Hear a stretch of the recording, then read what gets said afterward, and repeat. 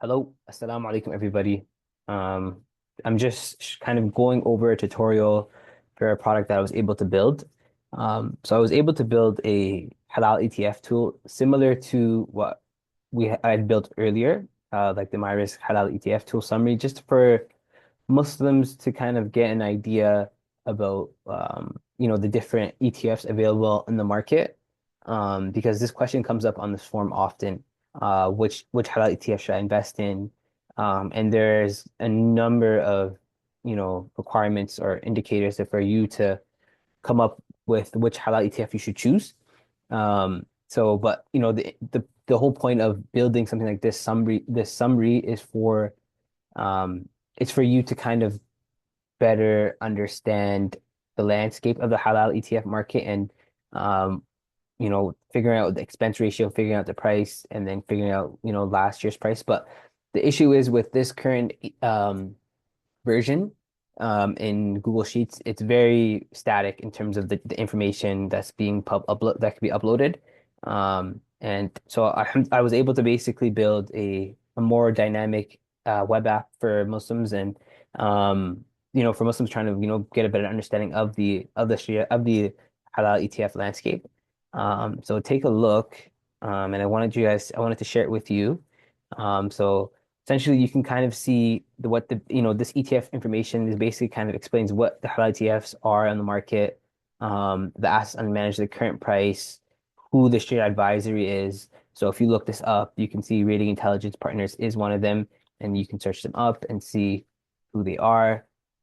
So we really wanted to kind of get all the information for you, and you can kind of see, their price history, where things have gone over the past since its inception. Um, and yeah, hold on, it's just loading a little, it's moving a little weird. But yeah, you can see the price from all of it. And then if you log in and you actually create an account, um, you can get much better information, and you can kind of see, for example, if for example SPUS SPUS which is Sharia portfolio funds, you want to get a better understanding of their ETF and get a more thorough analysis. And I highly recommend you get the premium version, and you can kind of see, um, you know, SPUS over, their years, what holdings that they have, and you can see that they're very tech focused. And if you want to see exactly their sectors, you can see close to 40% of their holdings are in technology. Then they have semiconductors, which majority comes from NVIDIA. And you can see their country distribution. You can see the majority of their holdings are based in the US. They have a few holdings in Ireland, some in Great Britain, some in China and Canada, but for the most part, you can see they're based in China. And then I think this is really valuable for investors trying to determine which ETF they should choose. You can also see um, SPUS versus the S&P 500 on a different sort of on a 1 year return, 3 year return, 5 year return. And you can see SPUS has performed well over a 5 year period, even when benchmarking it with S&P 500. Um, and then I also included some notes that I think would be valuable for just beginner investors to kind of get an understanding of the screening methodology, which screening methodology to use, the overall thoughts on SPUS, and then comparisons to other halal ETFs and kind of get an idea of what the key takeaways are. Um, and yeah, I think, provide a summary, and alhamdulillah, I was able to build it out for each ETF on the marketplace. And if I'm missing one, let me know and I will add it to here. Um, yeah, so if you're interested even on WSHR, that's also another limitation is that in here I wasn't able to get the information for the Wealthsimple Halal ETF.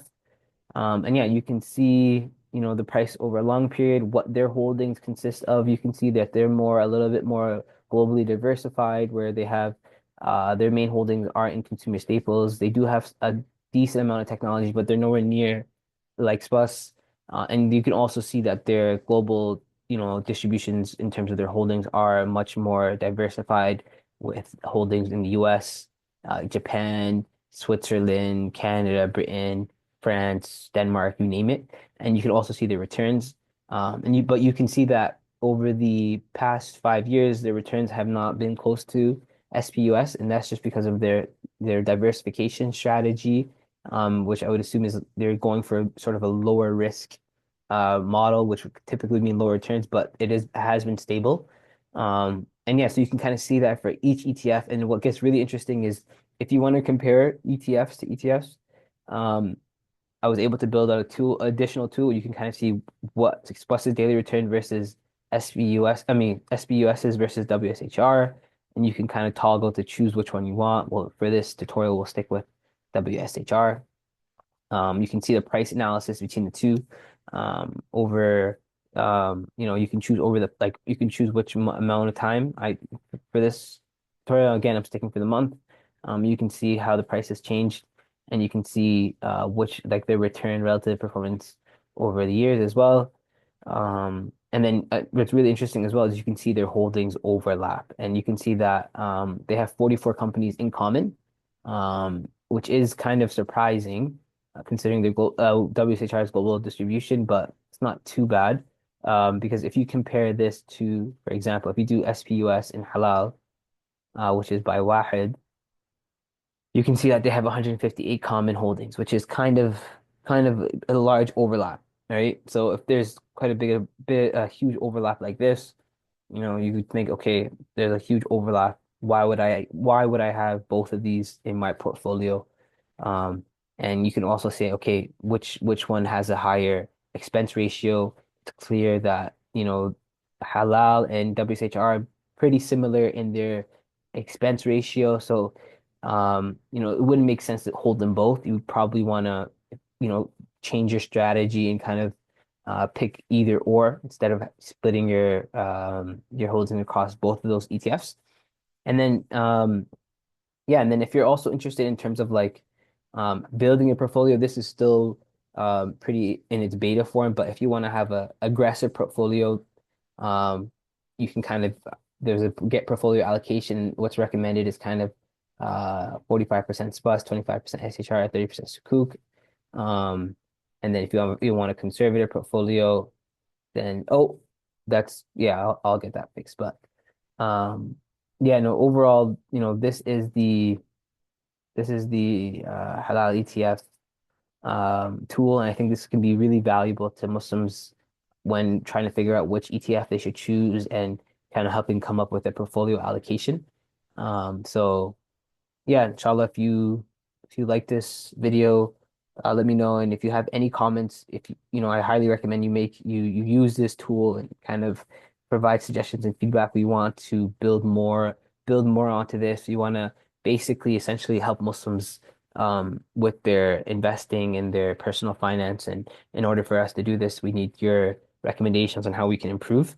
So inshallah, let us know what we're missing and how we can improve. But jazakallah khairan for listening, and inshallah you can, if you have any questions, you can follow us on social media or reach out to us here on Reddit or YouTube, and yeah, and make an account, inshallah, and help support us in building out more tools for our community, inshallah.